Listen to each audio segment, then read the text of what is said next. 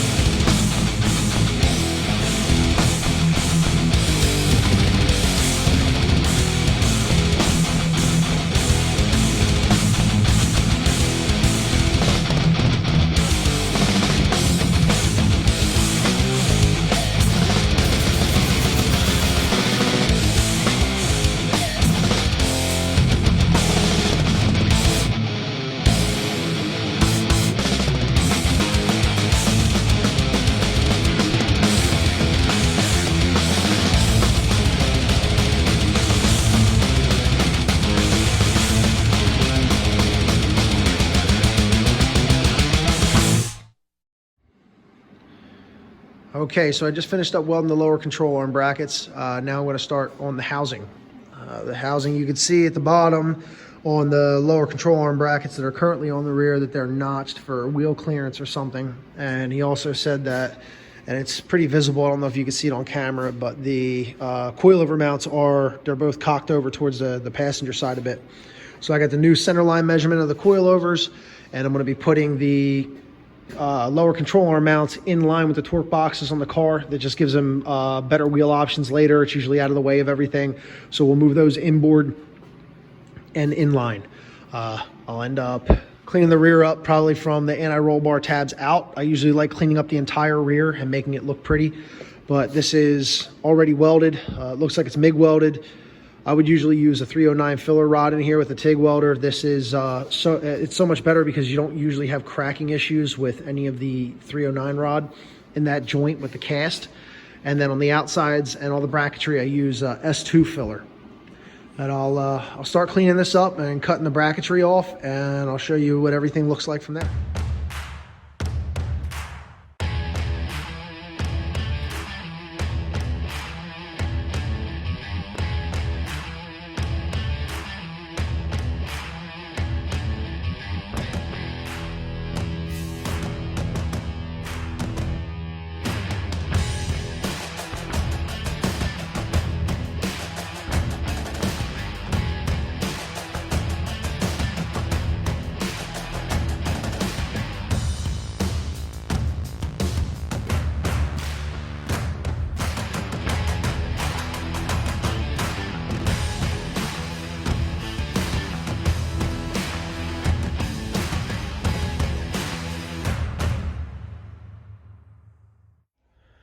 So I'm back on this today. I had to take a small break. I had some things to take care of around the house and in the shop, and now I'm back here. So as you can see, I put the brackets on and all the tubes are cleaned up. The cross brace for the bracing is on the lower half is on, and the jig's in the rear. Just make sure everything's nice and straight. And if you see the little heat marks, they look like little polka dots around the tubes and everything. They're just little pinpoint areas I was using to pull the tubes nice and straight and free the jig up in the center line. And it allows you to be able to grab the end and spin it real nice. So if it spins freely and it slides in and out, then you can lock it back down, and everything's nice and free, and it's where it needs to be. So I'm gonna go ahead and weld this up. Me and my little buddy over here are out here hanging out and doing race car shit. So I'm gonna keep cracking on this, and I'll show you guys what it looks like when I get a little farther.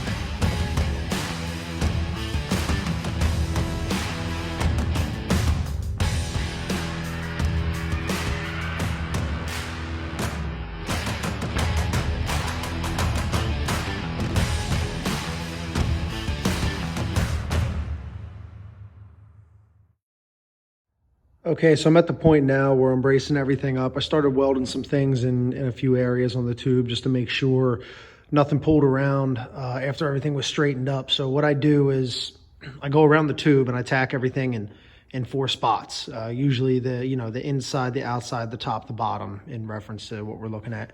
And then what I'll do is I'll weld it in quarters all the way around. So I'll do a quarter here, I'll come over here, weld a quarter here, I'll weld a quarter up here, let it sit a second, and then I'll go back around and do the same thing. It's time consuming, but it makes sure that all that time you spent straightening the tubes and making sure everything's lined up, it's not going to go anywhere.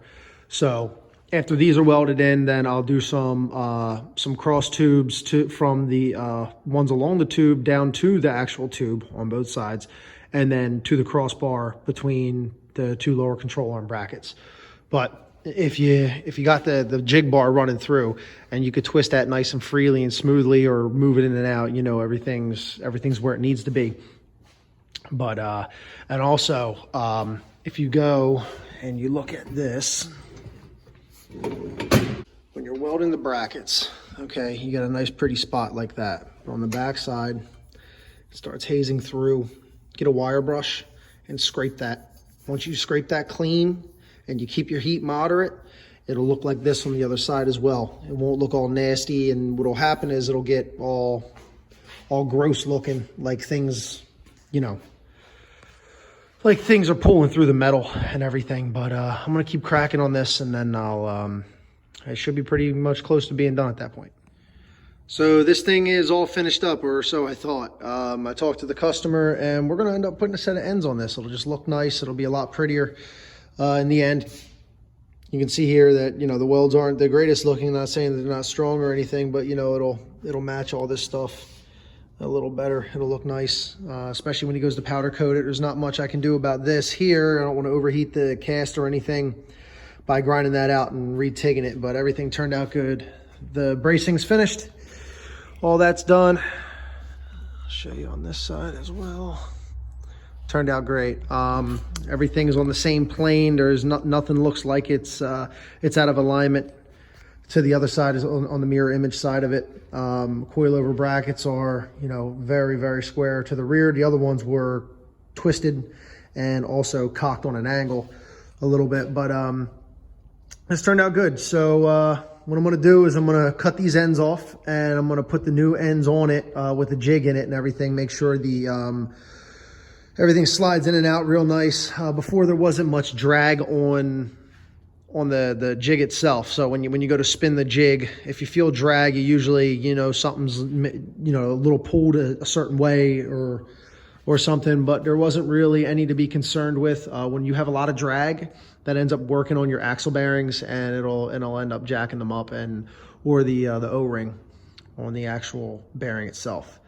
It'll start messing that up. But now we'll know that there's no drag at all, and we're gonna be putting H11 37s on this. This is my go-to end for the 8/8s, or even the 9 inches. I like them the best. I think they got good brake options and everything for them. And I like the way they look as well. I think they're a classy looking end.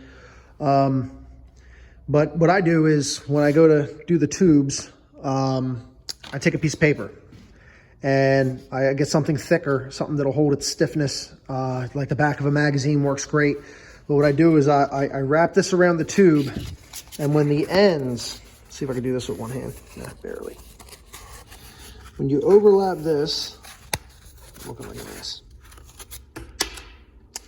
When you overlap this around the tube and the ends are square, so if they're like that, you're not obviously going to get a square circle or like that. So, but when they overlap properly and it's flat on the axle, you know you'll get a straight line all the way around as long as you cut your paper square. And then you trace it out from your dimensions, and then you cut on the cleanest side of it. So always make your dimensions on the cleanest side of your marking. So the cleanest side of your marking will be up against the paper on the inside. And fortunately, the strange ends are wider than these ends that are on here. I don't even know who makes these. They're not marked or anything, but luckily the strange ends are wider, so it makes up the difference we need on this rear. But I'm gonna go ahead and jig this up, and I'm gonna get this damn thing out of here.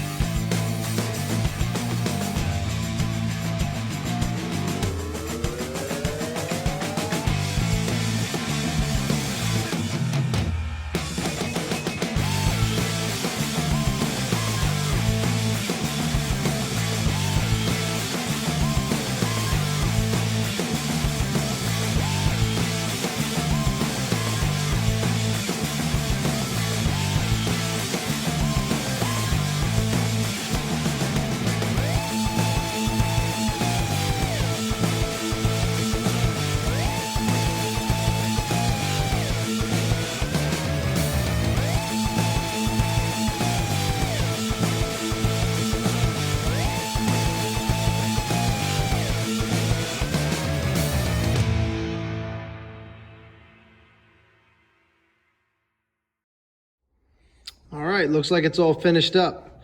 I'm gonna call the customer up in about 2 hours, maybe a little more after this thing's fully cooled down.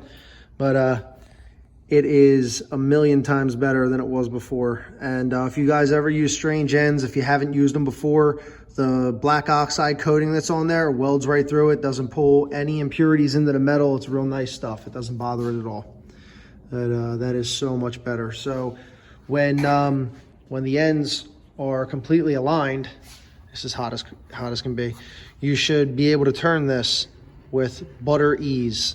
I mean, and it gets, as the jig cools down, it gets even easier. I'm putting like virtually zero pressure on this thing to turn it. So if that's what you get, you'll have a perfect setup. All right, guys, thanks for watching. Take care.